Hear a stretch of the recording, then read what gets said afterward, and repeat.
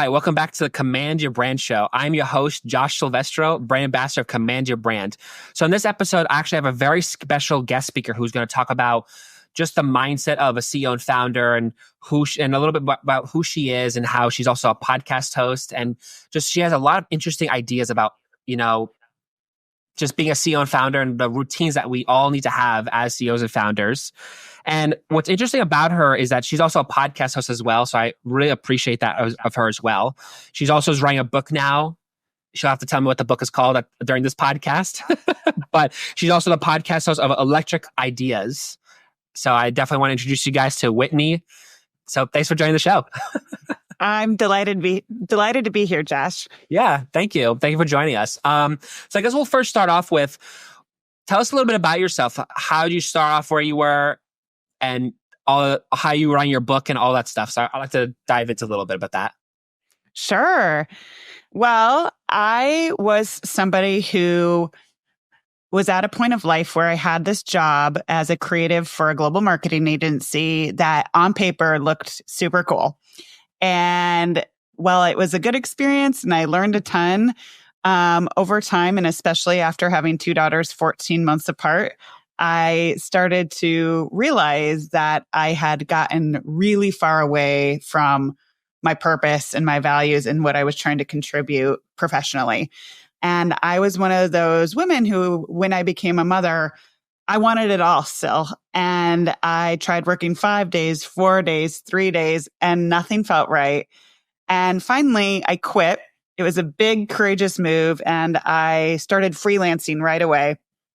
And I had the realization that as I was getting pretty big, what I would say permalancing opportunities, like 6-month opportunities, when they would pass me by and I'd get the call that I didn't get them, I felt washed with relief. And I had this knowing that I couldn't turn back on, that it was time for a change. So during that same time after quitting and freelancing, I'd given myself space to kind of reclaim a lot of the pieces of myself that I'd abandoned in the very workhorse world. They call it dog years working in agencies. And I definitely had really burnt myself out. So I went through a long period of reclaiming a sense of self and remembering what I'm all about. And I've really tried to crystallize that that process in order to inspire and support other women.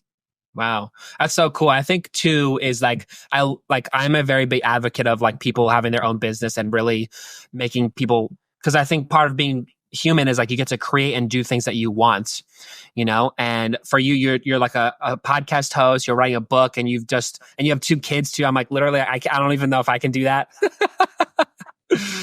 So I guess what inspired you just to quit and just take the next step? Well, I feel like I thought that working that 3 days a week was going to be this holy grail where I had balance. And it turned out it was the worst of both worlds. I felt scattered at home and I felt like I was no longer able to stay on the projects that were most intriguing and interesting and challenging for me at work. So I also had developed a lifestyle where I didn't have any boundaries. I was kind of working in weird pockets at home when I was supposed to be at home. And I was oftentimes getting my kids to bed and hopping back on my computer to work on projects for a couple hours. And it just was not sustainable. I feel like my nervous system was completely out of whack. And finally, I just said, enough is enough. For my body, for my family, I can't do this anymore. So wow. I made the shift. Wow. It's so inspiring too, because, if one person can do it, especially a mom who has 2 kids, can just change their whole life just so they can make it actually work for her. It's really interesting. One of the things that I have people on the podcast, like people who are listening, are all CEOs and founders. And one of the biggest things people have the trouble with the most is the work-life balance. How do we balance all those things, especially people who have 2, 3 kids and they have a job and they want to do a side hustle and taking care of a house. And it's a lot. Yes. Yeah. What do you find is the secret to your success in doing it? Oh, this is one of my favorite topics. I'm really good at saying a gracious no. And I think that's something we can all practice. When you're in a high capacity season where you as an entrepreneur have a lot going on at work or a lot going on at home, if it's not a hell yes, lean forward type of yes when you get asked to do something, it's a no. I really intentionally create space for downtime because I think that that's important for my ability to be creative and to lead and show up in authenticity. I think what happens a lot is, balance is a little bit of a funny word. I would say, I don't think that there's this perfect, you picture the weighted scales.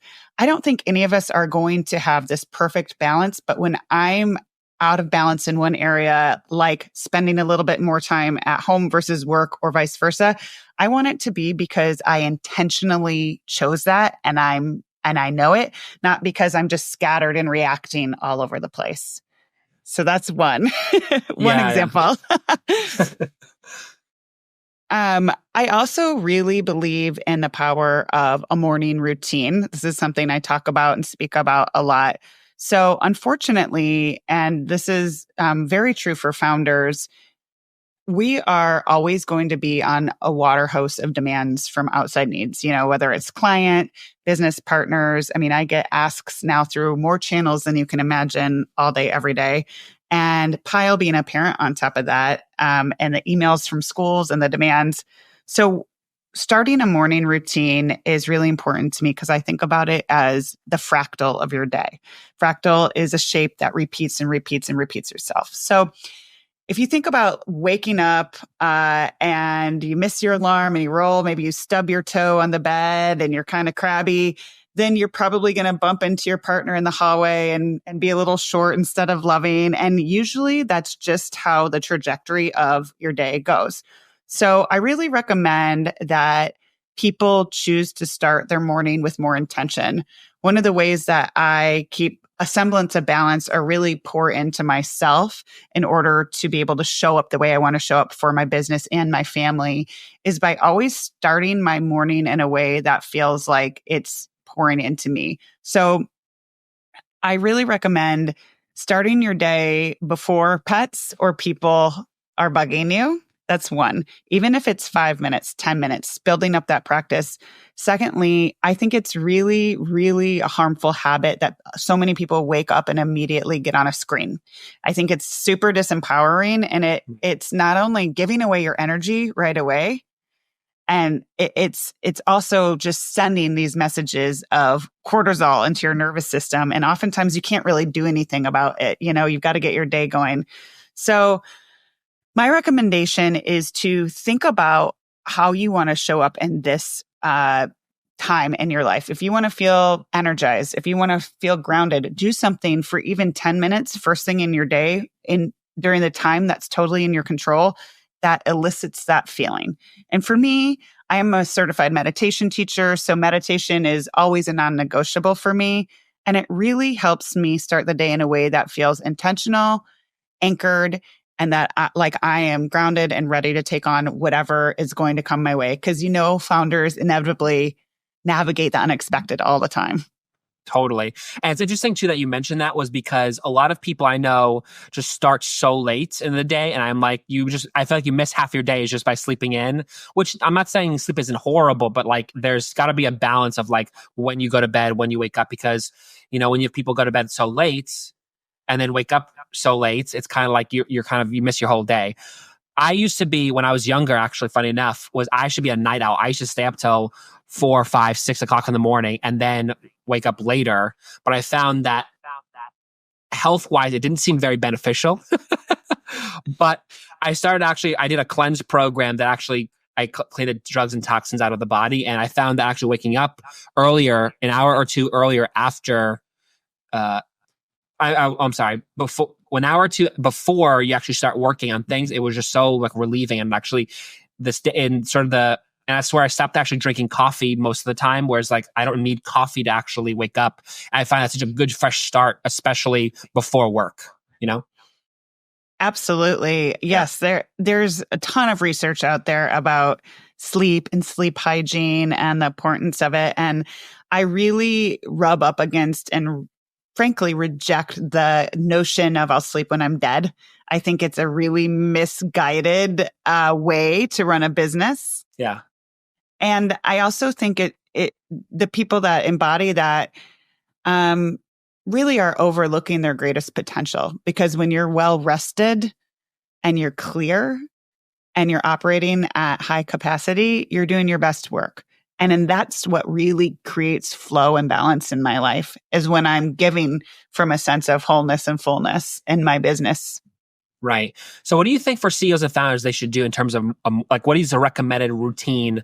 I know you mentioned like exercise, or like you doing like a little 15 minutes or 20 minutes before life starts, if that makes sense, like between a dog, people, that you should like, just do whatever. So I guess what is your recommended routine before someone like a CEO or founder starts that they should do, you think?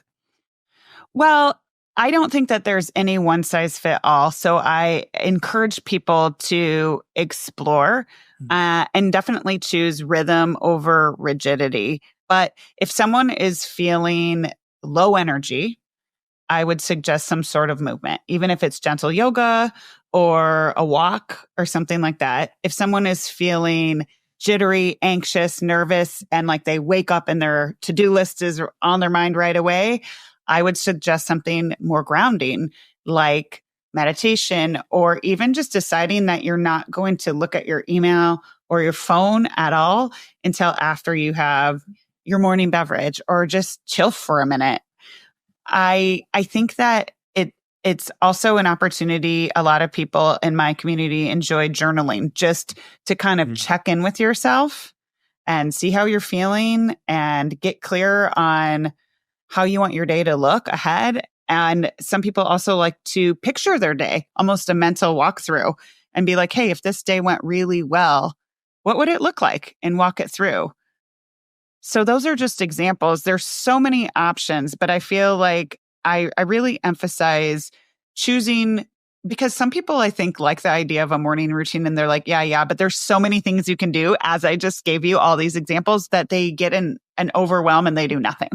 Right. I really emphasize rhythm over rigidity. So try something for 15 minutes and then just kind of really pay attention to your energy and how it feels throughout the day. Most people can make major shifts, major transformation with small shifts is what I really believe in. And that consistency can really change the quality of their days, which inevitably we all know changes the quality of our life. Right. I think it's such a good idea. What you're saying is just amazing, that when you have a good morning, I find you have a good or better day. Like, it's just the aspect of you plan everything and you kind of know what is happening. And I find like, this is what I find with a lot of people who are CEOs and founders, that they're like, they wake up like, oh my God, I'm stressed out about like the payroll and like taxes and like all these other business type things. You know what I mean? So what do you think for people should do? I know you mentioned like they should stay away from computers and things like that, but what do you think would help with the stress level of that? Sure. Well, in my personal practice, I'm very big on time blocking, and especially email. I think that email is a necessary part of running a business. But now when you think about it, business owners can get contacted in so many ways. I like to think about it that I might let small balls drop intentionally, because I'm always going to be moving the needle on the biggest things for the day. So I schedule my days in advance. I schedule my workouts for the week, and I schedule non-negotiables that are going to help me with that balance that we're talking about. And I start with my big three, is what I call it. And I try to really execute on those things before I do small tasks that aren't necessarily going to move the needle on my business. Could I sit there and do a bunch of social media one-offs and respond to one-off emails forever? Yes. But instead, I try to only check email a couple times a day. I know this doesn't work for everybody in every business. I've been in businesses where you have to be always on, but if it's in your control, try just setting aside 2 times a day where you kind of chunk respond to emails, because otherwise it's just the energy for your brain to switch from task to task to task is very depleting. And oftentimes you kind of run out of time and you don't get to the most important things. Another big thing for me is when I schedule my day, it's not because I'm hyper focused on productivity. I'm more hyper focused on prioritizing and my energy. And so I will put my big three and when I'm going to do it.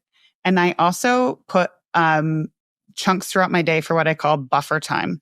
So inevitably things come up. And I think that part of the reason founders get in such stress mode is we are unrealistic with how long things take, and we're unrealistic about what we can accomplish in a day. So being realistic about what you can accomplish in a day helps. I mean, it's just it just takes some trial and error, but okay, we're going to need some time to, eat and sit down and take care of ourselves and do these things. And sometimes we just have this laundry list of to-dos and feel overwhelmed and ineffective when we don't get to enough things. So I really like to prioritize three things and then also make sure I build in buffer time.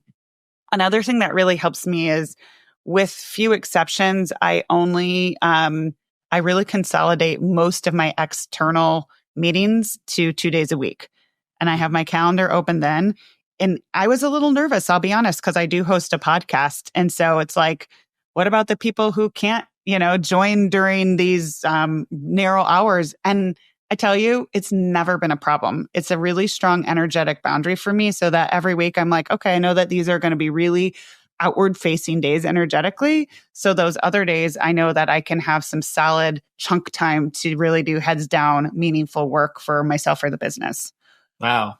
That's so interesting because, I find when you're organized, you can get things done. Like what I do is actually sometimes even the night before I plan out my day, what my day is going to look like the next day. So like, for example, like, I don't know, I have to cook dinner because I promised my fiance I was going to cook dinner. So I write down, make sure that's very important. You know what I mean? So I find just making a checklist of what to do and actually when to do it is so important and I'm being very realistic on these things, so I list out exactly which points I'm going to get done for that day. I think that's an excellent practice. Just remember not to leave yourself off the list. I think if you say that your values are, family and wellness and your company's mission, but all of a sudden only your company stuff is taking up your whole calendar, then you're going to start to slip into resentment mode and you're not going to be as powerful of a creator in your business. So I think scheduling wellness and, I call it almost soul care. Self-care is a little overused, but deep wellness, I think it really will lead you to sustainable long-term growth. Right. I think that's so true. And I think taking care of yourself is just a big thing that people have, especially nowadays. It's like, oh, there's always new diseases coming out. It's like, how can we better take care of ourselves? And there's always different diets and everything that's coming about with that. But I think also too, it's like you have to really separate out your time and really make it like your health and yourself is a priority. And, I mean, I'm not saying everything that you're doing is not a priority, but there's what you prioritize the most. Yes, I think that if your days don't regularly and routinely reflect your priorities, then eventually it's going to catch up with you. You're not going to feel good and you're going to feel a sense of self-betrayal. And that's not a formula for long-term growth or satisfaction around in your personal life either. Right. Do you find people who do those really fast, there's fast pacing type companies, I'll give you an example, the film industry is kind of like this because I work a little bit with that. And it's funny is when there's a job comes in, it's all different types of things that are happening because it's there's a film shoot we need right now, so it's is there a way to actually not necessarily control the work actual spec, but the health and aspect of it? What do you think? Yeah, in past lives, I have worked in newsrooms. I've worked in creative rooms where there's all of a sudden a round the clock pitch deadline, or I need to travel at 4 a.m. all of a sudden the next day to be in New York. Or, it's just, yeah. I know those worlds. I think you just have to be really, really careful to not immediately say yes. Obviously, if you're in client service, you want to do your best. But oftentimes I've found when you're are you going to look at this at 10 p.m. or would it be okay if I sent this to you at 8 in the morning? it actually, people are like, oh yeah, that's fine. Like sometimes people just assume that that pace has to happen. I also think that leaders and companies have to be the ones to set the example for when work is happening. And if they are answering emails in the middle of the night, then it sets the tone that they're expecting that from the people who report to them. Yeah. So I think that's something to watch for. And then I would say, if you are in a job and you're not planning to make a change, I would just really try to go back to what I was saying before. You were like, okay, I'm not just going to fly into this. I'm going to be intentionally off balance. So I'm going to look at the closest date that's coming up that I know I have more control over. Yeah. And I'm going to really block off some time to do some like deep regrouping, whatever that looks like for you. Maybe it's a day. I like to have loop closing days is what I call them sometimes. So I do no external meetings and I literally just close loops. And when we're in that, high demand mode, it's really easy for our nervous systems to get into fight or flight, and it impacts our sleep negatively. Oftentimes we overeat, we do, it just like can impact us. And so it can throw off our whole system. Right. So I just really, I understand it's a privilege that I no longer am ever in those environments, but I can relate. And I really think instead of letting it spiral out of control, be really empowered and really intentional about like reclaiming your personal rhythms and your work boundaries the second you can. Right. I think interesting too is now we're getting to this day and age with social media where we rely on so much for our business and like getting traffic in. I know you've done a lot in marketing and you're a very good, and some people consider you an expert. But like, I guess for people who are trying to get more involved in social media and like just the aspect of actually promoting themselves or even just getting their business out there, how can we help them be more creative? Like, what is the work with that, do you think? Like, I know there's some people who are like, I gotta create something. Some people are like, ugh, I gotta create something, How can we help people, do you think, to get more creative in their works? Well, I think that when somebody shares something on social media that feels like a should and feels energetically like, well, I kind of just have to get this out there and whatever, that there is a blueprint energetically in whatever goes through, and it's not really benefiting your time or your energy that you put into doing that. So my rule with social media is to really figure out what you're excited to talk about and to lean into your business values, lean into your story, and really have a shift that, okay, I genuinely think what I'm putting out into the world is of service. And it would almost be selfish for me not to share of that. And that way for me, because in the very beginning on social media, I was like, I don't want to be salesy. I don't want to be a know-it-all. I mean, there's imposter syndrome's never going to go away. Right. But I'll tell you right now, I really believe just showing your face, telling your story, and speaking from authenticity, I don't think is ever going to steer you wrong. When your heart's in the right place and you're actually excited to talk about something, just push record. Keep it simple. I think people spend way too much time dinking around and polishing something. The energy of it is the most important. So instead of needing it to be perfectly on brand or whatever, I mean, I'm a balance. There's some things that I've obviously you have to plan a little bit when you get bigger, and I have a whole production with my podcast and stuff. So some is planned. But if all of a sudden I have an idea and I have the capacity to do it, I just do it on the spot. And I choose to ride that energy and excitement because everyone feels that. Right. Instead of, just being, let it be a little fun too, right. Yeah. Forget about the perfectionism. Like when you think of people you like on social media, are they like perfect in any way? Probably not. It's boring and overrated, right? Yeah. I think one of my things is like, the thing I had the hardest time is when I'm posting something, I'm like, oh God, I gotta post this. Oh my God, like whatever.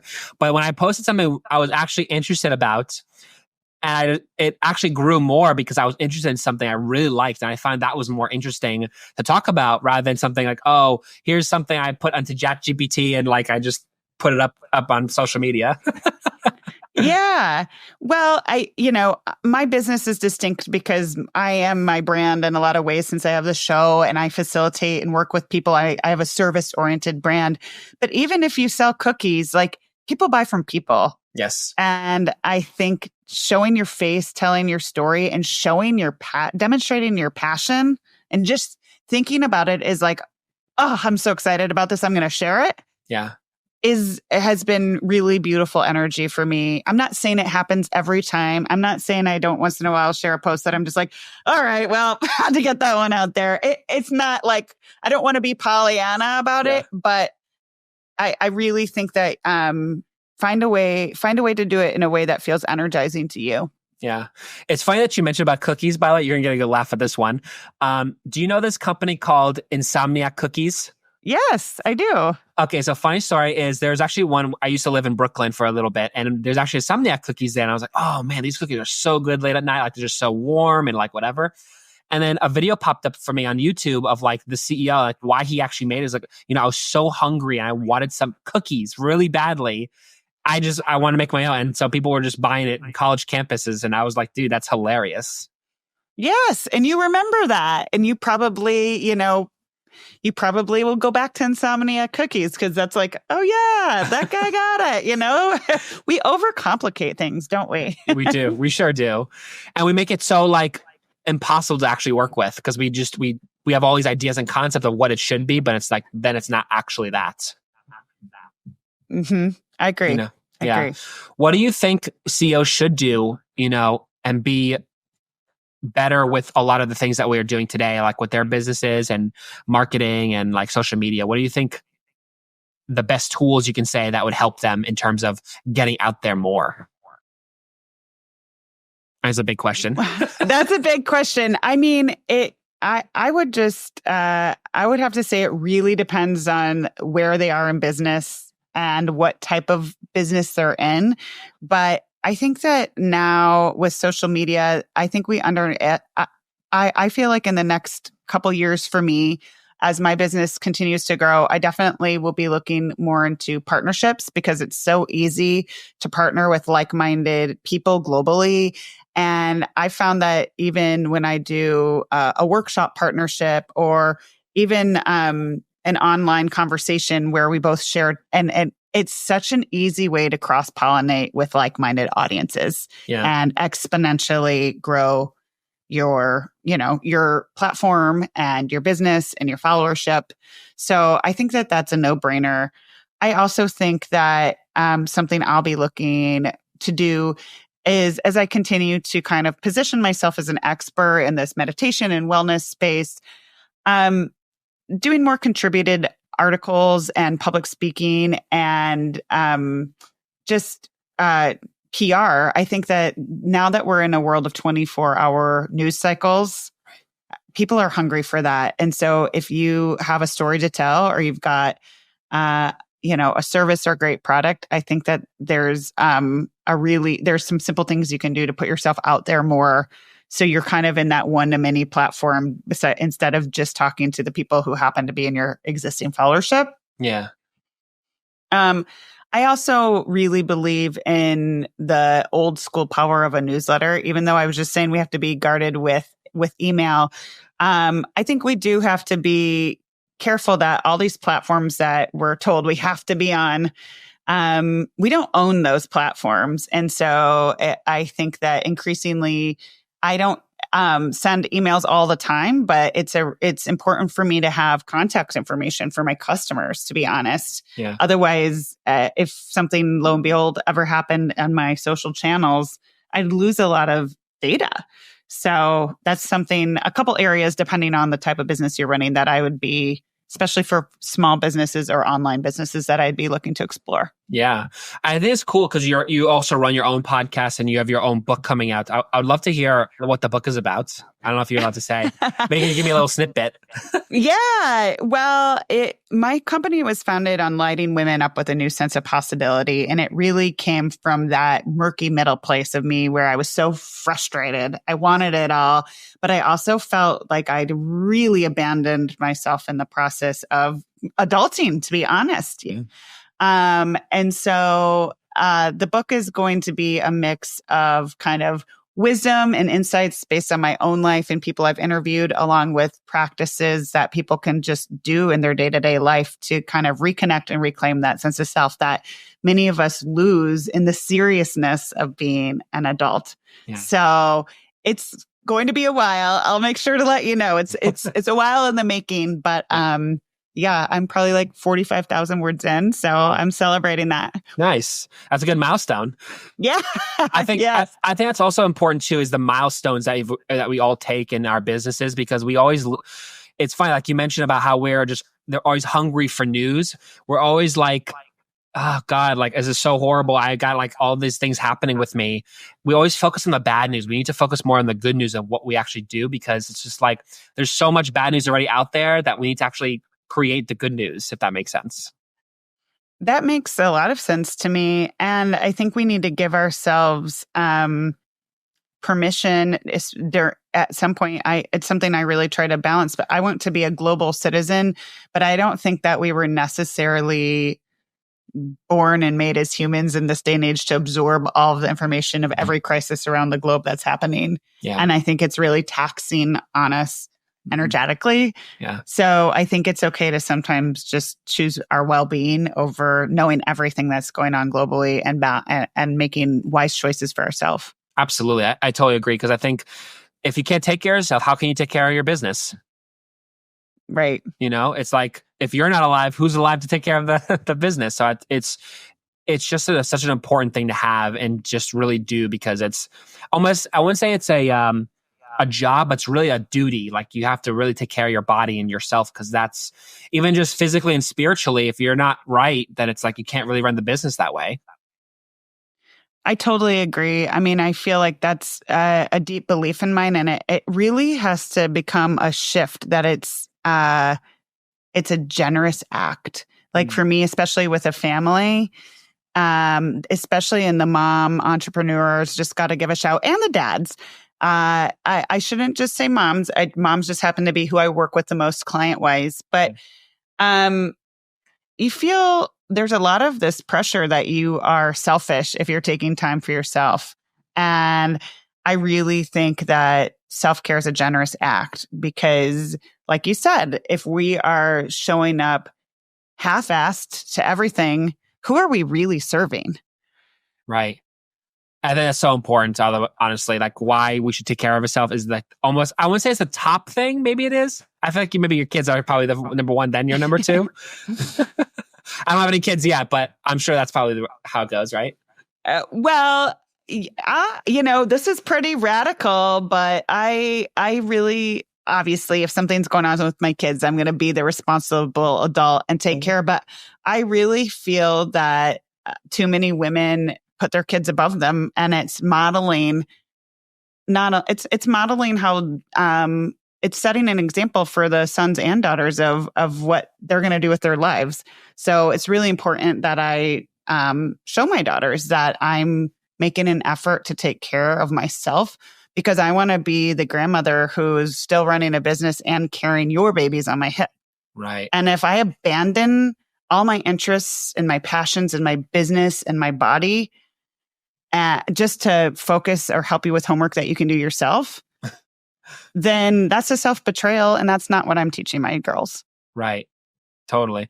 I would love to also hear too, could you give us some success stories or some things that you've experienced that you felt was like, wow, I really helped this person in what I do?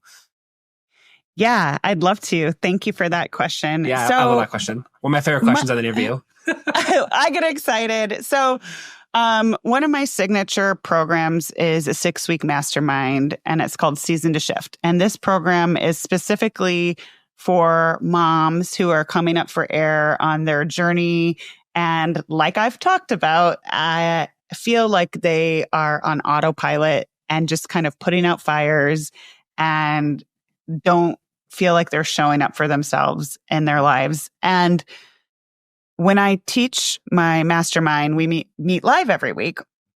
And it's kind of this bespoke flow of fun, yet soulful inner work. And there's always a guided meditation as part of each live session. And what I've found is these women come in and they just have these, oh my God, moments of like, I haven't even given myself a chance to sit still in like 6 years. Oh my God. So I really feel like for my clients, just kind of helping them realize they're not alone. And also that we live in a really hard time in terms of managing stress. I mean, just with us being available through so many channels, so much information coming to us from so many channels, and you add being a business owner and a parent onto that, it just, you have to be very conscious about how you are metabolizing stress and taking care of yourself. Otherwise, it just, you're going to feel like your health is going down the tubes and that you're just constantly reacting to other people's needs and dissatisfied with your own life and perhaps not even in tune with like what would even make you feel good in your own life. Right.